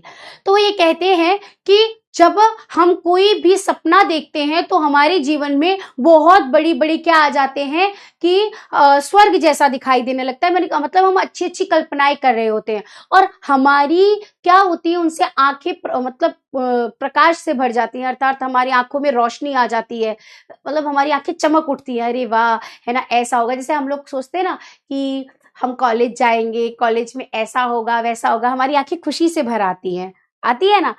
और क्या होता है कि हमारे पैरों को पंख लग जाते हैं, है ना, और हमारी जो छाती है वो खुशी से भर जाती है। लेकिन लेकिन जब हम उस रास्ते पर पहुंचते हैं, जैसे हमने सोचा था कॉलेज जाएंगे, है ना, कॉलेज में खूब मस्ती होती है, कॉलेज पर हमने बहुत सारी मूवीज देखी है, पर सच्चाई ऐसा नहीं होता है, ठीक है, वो सिर्फ दूर दूर से देखने को लगता है।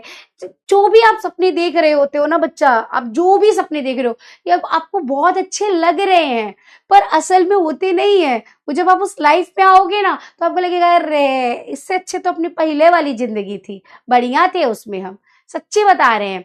तो वो कहते हैं कि उस रास्ते पर मतलब जो तू स्वप्न देखेगा उसके अंदर तुझे स्वर्ग में मतलब स्वर्ग, तुझे जो तेरी कल्पनाएं वो बहुत अच्छी लगेंगी, है ना, तेरी आंखें उससे प्रकाश से भर जाएंगी, तेरे पैरों को पंख लग जाएंगे, तेरी छाती खुशी से भर जाएगी। लेकिन जैसे ही तेरे रास्ते में एक कांटा आएगा, यानी एक मुश्किल, एक कठिनाई आएगी, और क्या होगा, पाँव तेरा दिल चीर देगा, है ना, और पाँव में वो कांटा चुभता है, यानी तेरी वो कठिनाई जब तुझे तोड़ देगी तो तेरा रक्त की दो बूंद गिरती, एक दुनिया डूब जाती, एक दुनिया डूब जाती। अर्थात इसका ये है कि हमने जो बड़े बड़े सपने देखे थे ना वो सब धरे के धरे रह जाते हैं। अरे फिर वो गाना आता है, दिल के अरमां आंसुओं में बह गए, है ना, तो वो वाला गाना फिर चालू हो जाएगा कि हमने क्या सोचा था ये क्या हो गया, दिल के अरमां में बह गए। तो पर ये गाने गाओगे आप लोग कि सोचा तो बहुत कुछ था और हुआ क्या, ठीक है। तो आंखों में स्वर्ग लेकिन पांव पृथ्वी पर टिके हो, इसलिए मतलब बड़ी बड़ी इच्छाएं रखो, बड़े बड़े सपने तो देखो, पर पैर अपनी जमीन पर रखो, अर्थात मेहनत करते रहो, सिर्फ कल्पनाओं में नहीं वो गाना गाते रहो कि पापा कहते हैं बेटा नाम करेगा। अरे नाम तब करेगा जब कुछ काम करेगा, भैया काम कुछ कर नहीं रहा है ना, अरे पापा हम कुछ बनेंगे, पक्का बनेंगे, पापा कह रहे हैं एकदम, बस भौकाल मार रहे हो कि कुछ करोगे भी, ठीक है। तो सिर्फ कहने से काम नहीं चलेगा। और लड़कियां लड़कियां कहेंगे अरे मतलब मम्मा मैं तो मतलब पापा की परी हूँ, मतलब बहुत कुछ करके दिखाऊंगी। अच्छा स्पेशली मैं लड़कियों को कहूंगी बेटा, लाइफ में कुछ भी करो, कुछ भी करो, पर एक चीज ध्यान, एक चीज अपने बात को, इस चीज को गांठ बांध कर रख लो, जब तक सफल ना बन जाओ, जब तक तुम कुछ बन ना जाओ, तब तक किसी की बातों में मत आना। तुमको कोई कितना भी कुछ कह देना, भैया किसी की बात नहीं सुननी है, अपने पैरों पर खड़े होना है, खुद से कमाना सीखना है। कल को किसी के आगे मुझे हाथ फैलाना ना पड़े, मुझे कुछ भी खरीदना, मुझे कुछ भी मन ले है लेने का, मैं खुद खरीद सकती हूँ, मैं कैपेबल हूँ। मुझे किसी की तरफ नहीं आंख उठाकर देखना है, इस लायक बनना है तुमको बेटा। इसके लिए तुमको बहुत रोका जाएगा, बहुत लोग तुमको डिस्ट्रैक्ट करेंगे, मन को बहलाएंगे, फुसलाएंगे, पर किसी की बातों में मत आना, बाबू सोना करके, है ना, तुमको ये गिफ्ट वो गिफ्ट दिलाएंगे, ये सब बेकार होता है। तो इन सब बातों में मत फंसना, अपनी मम्मी पापा का बात मानना और जीवन में मेहनत करना। एक को यही एक रास्ता है, बाकी कोई और रास्ता नहीं है। ठीक है, तो कहते हैं कि पाँव पृथ्वी पर टिके हो, यानी मेहनत तुम करते रहना और कांटों की इस अनोखी सीख का सम्मान। और जो तुझे कठिनाइयां मिलेंगी, उस कठिनाइयों से तुझे सीख लेनी है, उससे डरना नहीं है कि अरे यार मेरे सामने तो कठिनाई आ गई, काम छोड़ दो। नहीं, कठिनाइयों से सीखना है, उसका सम्मान करना है और तुझे उस रास्ते पर बस चलते रहना है। ठीक है बेटा, तो इस तरह से क्या होगा कि आपका क्या मतलब आप सफल हो जाओगे। जैसे फॉर एग्जाम्पल मैंने आपसे आज आते कहा ना कि मेरे लिए कविता, शायद आज ये कविता थी, अब मैं चाहती तो मुझे मैं पूरी बहुत ज्यादा थकी हुई थी, मैं चाहती क्लास कैंसिल करा के आराम करती बढ़िया तरीके से, लेकिन ये आज क्लास नहीं होती तो क्लास नहीं होती तो क्लास मतलब सफल नहीं होती। कहने का अर्थ आज का दिन मेरा सफल नहीं माना जाता, है ना। लेकिन मैंने कोशिश करी, मुश्किलें आ रही हैं, गला खराब हो रहा है, फिर भी मैं क्लास ले रही हूँ, मैं फिर भी पढ़ा रही हूँ कि चाहे कुछ भी हो जाए। मतलब ऑफिस में पार्टीज चल रही हैं, दिवाली की पार्टी है, मैं उसको भी इग्नोर कर रही हूँ कि नहीं अभी पहले पढ़ना है, पहले क्लास करना जरूरी है, बच्चों का सिलेबस जरूरी है ना। तो मैं उन सारी चीजों को इग्नोर कर रही हूँ। तो क्या मेरे लिए सपने नहीं है, क्या मेरी इच्छाएं नहीं है, पर मैं उन सबको दरकिनार करके मैं क्लास में खड़े होकर पहले क्लास के बारे में सोच रही हूँ कि मुझे पढ़ाना है। तो बेटा जी, ये चीज मुझे आज अंदर से मेरी कठिनाइयों के लिए मुझे मोटिवेट कर रही है। इसीलिए आज सफलता यह है कि मेरा सिलेबस टाइम पर ही चलेगा, मैं पीछे नहीं रहूंगी, है ना। तो ये चीज होती है कि कठिनाई कितनी भी आए पर आपको अपने रास्ते पर चलते जाना है, कभी भी पीछे नहीं हटना है। ठीक है, चलिए अब इसको एक बार व्याख्या कर लेते हैं। प्रस्तुत पद्यांश में कवि हरिवंश राय बच्चन जी कहते हैं कि जीवन पथ के मुसाफिर, जीवन पथ पर चलने से पहले ही जो तुझे स्वर्ग के स्वप्न आने लगते हैं, सुंदर कल्पनाएं आने लगती है, जिससे तेरी आंखों में चमक आ जाती है और तेरे पैरों में कल्पना के पंख लग जाते हैं, तेरी ललचाई हुई उन्मुख छाती उत्साह से भर जाती है। इसी रास्ते का एक कांटा तेरी तुम्हारी कल्पना के पांव को घायल कर देता है, जिससे खून की दो बूंदें गिरती हैं तो तुम्हारी कल्पनाओं की दुनिया उसमें डूब जाती है। अर्थात रास्ते में आने वाली एक छोटी सी बाधा तेरी कल्पनाओं को बाधित कर देती है, तोड़ देती है। इससे रक्त की दो बूंदें गिरती हैं और तेरी कल्पनाओं की एक दुनिया उसमें डूब कर रह जाती है, अर्थात तेरी कल्पनाएं समाप्त हो जाती हैं। इसलिए तेरी आंखों में स्वर्ग हो, सुंदर कल्पनाएं हो, लेकिन तेरे पांव पृथ्वी पर टिके हो, अर्थात तेरे कार्य संसार के अनुकूल हो। इस अनोखी कांटों की सीख का सम्मान कर ले, ए राहगीर, चलने से पहले तो अपने जीवन के पथ की पहचान कर ले। तो ये था आपका पूरा चैप्टर। अब इसके क्वेश्चन देख लेते हैं। कवि के अनुसार पथिक की आंखों में क्या होना चाहिए? सुंदर स्वप्न और कल्पनाएं। कवि के अनुसार पथिक के पांव कहाँ टिके होने चाहिए? पृथ्वी पर टिके होने चाहिए। चलिए, रक्त की दो बूंदें गिरने पर एक दुनिया डूब जाती है में कौन सा अलंकार है? रक्त की दो बूंदें गिरने से, यानी इसमें आपका रक्त की दो बूंदें गिर रही हैं, संभावना है? नहीं, अतिशयोक्ति है, बढ़ा चढ़ा के कहा गया है। चलिए भैया, अब आ गया बटोही को चलने से पूर्व बाट की पहचान करने की सलाह क्यों दी गई है? ताकि वह जिस भी रास्ते पर चले उसका निर्धारित कर ले कि वो किस रास्ते पर चल रहा है, सही रास्ता है, गलत रास्ता है, ताकि उस पर फिर उसे उसका क्या मलाल ना रहे कि यार मैं इस रास्ते पर चल लिया, मुझे इसका नुकसान हुआ। ठीक है, इसलिए सोच समझकर अपने कदम बढ़ाने चाहिए। यात्रा सुगम सफल बनाने के लिए कवि क्या सुझाव देते हैं? कि आप उसके अंदर जो भी परेशानियां आ रही हैं उसका सामना करो, कठिनाइयों का डट कर सामना करो, और जब उस सामना को करके तुम उस कठिनाई को पार कर लोगे तो तुम्हें सफलता मिलेगी, वो रास्ता आसान बन जाएगा। यात्रा में विघ्न बाधाओं को किन प्रतीकों से बताया गया है? नदी, पर्वत, गुफाओं, कांटों के रूप में बताया गया है। स्वप्न पर भी मुक्त मत होना, सत्य का भी ज्ञान कर ले, कहने का तात्पर्य क्या है कि आप अपनी कल्पनाओं से खुश मत हो जाना, सच को भी जानना कि कठिनाइयां आएंगी, कठिनाइयों को झेलना है। ठीक है, हालांकि ये वाले क्वेश्चन आते नहीं है, पर फिर भी मैंने एक बार आपके बुक में दिए हैं, पढ़ा दिया है। ठीक है, ये कुछ क्वेश्चन है जो आपको होमवर्क में करके लेकर आने हैं। अब बताएं आप लोग, चैप्टर क्लियर है?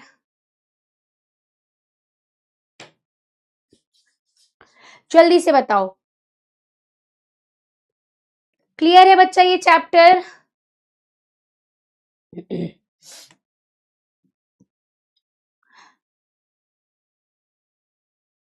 व्याकरण पढ़ाएंगे शकुंतला जी, बिल्कुल पढ़ाएंगे, बिल्कुल थोड़ा सा धैर्य रख लो। जो जो व्याकरण के टॉपिक आपके बुक में हैं वो सारे टॉपिक में पढ़ाऊंगी, ठीक है। अभी अपना सिलेबस देखो, तो मैं कह तो रही सिलेबस है, इसीलिए तो वीक में 3-3 क्लासेस, 2-2 क्लासेस लगाई है मैंने, इसी वजह से लगाई है ना बच्चा, कि आपका सिलेबस कंप्लीट किया जा सके। सो थोड़ा सा धैर्य रखो, जल्दी हो जाएगा, ठीक है।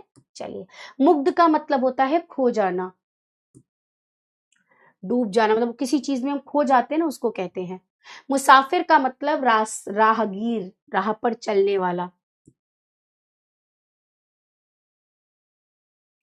बटोही का मतलब कितनी बार बता रही हूं मैं, तुम लोग बार बार पूछ रहे हो। है, राहगीर रास्ते पर चलने वाले को कहते हैं। अब इसका अर्थ नहीं बताऊंगी। उन्मुक्त मतलब होता है खुश होकर। आधुनिक युग मतलब छायावाद उत्तर में आधुनिक युग के अंतर्गत आते हैं खुशी। चलो, मुग्ध का अर्थ मैंने बहुत बार बता दिया है। शिखा कह रही है, एक बार दोबारा बता दीजिए, इसको देख लेते हैं। बेटा, इसमें उन्होंने कहा है कि जो तुम सपने देखते हो, स्वर्ग मतलब तुम जो कल्पनाओं भरे सपने देखते हो, बिल्कुल ऐसे सपने देखने से तुम्हारी आंखें रोशनी से भर जाती हैं, प्रकाशमय हो जाती है, तुम्हारे पैरों को पंख लग जाते हैं, है ना, और तुम्हारी खुशी से छाती फूल जाती है। बिल्कुल सही है, लेकिन जब तुम्हारे सामने उसी रास्ते पर एक कठिनाई आती है तो तुम्हारी सारी सारी कल्पनाएं ढह जाती हैं, डूब जाती हैं, और तुम फिर उस रास्ते को बदलने के बारे में सोचते हो। पर ये बात गलत है। अगर कोई भी मुश्किल आती है तो तुम्हें अपने क्या करना है, उसका सामना करना है और अपने पैरों को पृथ्वी पर टिकाए रखना है, अर्थात कर्म करते रहना है, काम करते रहना है, तभी तुम्हें सफलता मिलेगी। यही बात इसमें कहा गया है। चलिए, तो इतना काफी होगा। आज का लीडर बोर्ड ले लेते हैं हम लोग। वर्षा, अभिनव, यश, शुभी, यश, आयुष, सागर, नितेश, अमन और मुस्कान। हाँ, रागनी बेटा, ये तो मुझे नहीं पता है कि मैथ्स की क्लास क्यों कैंसिल हो गई। हो सकता है कुछ प्रॉब्लम हो सर को, ठीक है, मैं नहीं बता सकती हूँ आपको, लेकिन हिंदी की क्लास थी और वो हो गई है, इतना कह सकती हूँ। अब वो टीचर का कुछ प्रॉब्लम रहा होगा, बच्चा सर की कुछ दिक्कत रही होगी, ठीक है। अभी हमको ये नहीं बता के सर कहेंगे ना कि मैडम मेरी तबीयत खराब है, बच्चों को बता देना। हो सकता है कि उनका कुछ पर्सनल काम आ गया हो या उनकी तबीयत खराब हो, इस वजह से, ठीक है। चलिए, तो आज की क्लास को यहीं पर करते हैं समाप्त। और बच्चा जी, आप लोगों को दीपावली की बहुत सारी शुभकामनाएं। खूब मस्ती करना, खूब सारे बम पटाखे पटाखे जो भी चलाते हो, छुरछुरी भुरपुरी सब चलाना, लेकिन मतलब प्रदूषण थोड़ा कम, लेकिन हाँ, मस्ती बच्चे वो सब चलाओ, ठीक है। इसके अलावा दूसरी चीज मैं क्या कहूंगी, आपको छठ पूजा की बहुत सारी शुभकामनाएं, ठीक है। जीवन में आपकी बहुत सारी खुशियां आए और खूब इंजॉय करना, खूब मस्ती करना। लाइफ में यही तो पल होते हैं जिसमें हम लोग अच्छे से इंजॉय करते हैं ना। तो अपनी फैमिली के साथ खूब इंजॉय करना और अपनी मम्मी की हेल्प भी करना, थोड़ी थोड़ी हेल्प करना, बट हेल्प जरूर करना, ठीक है। चलिए, तो हाँ, फुलझड़ी, हाँ फुलझड़ी, मैं थोड़ा सा फुलझड़ी ही जलाऊंगी मुझे फुलझड़ी ही जलानी आती है, बाकी से तो डर लगता है। अनार अच्छा लगता है मुझे, है ना, तो मैं थोड़ा सा अनार जला लेती हूँ, फुलझड़ी जला लेती हूँ। और चरखी भी बहुत अच्छा लगता है, तो छोटे थे तो उस पर कूद लेते थे अब तो मैं कोने में खड़ी हो जाती हूँ ठीक है। चलिए, ओके, बाय बाय बच्चों, मिलेंगे हम दीपावली के बाद, है ना। मैं आप लोगों को बहुत मिस करूंगी, और दीपावली में खूब एंजॉय करना, फिर मुझे आकर बताना आपकी दीपावली कैसी रही, ठीक है। Bye bye.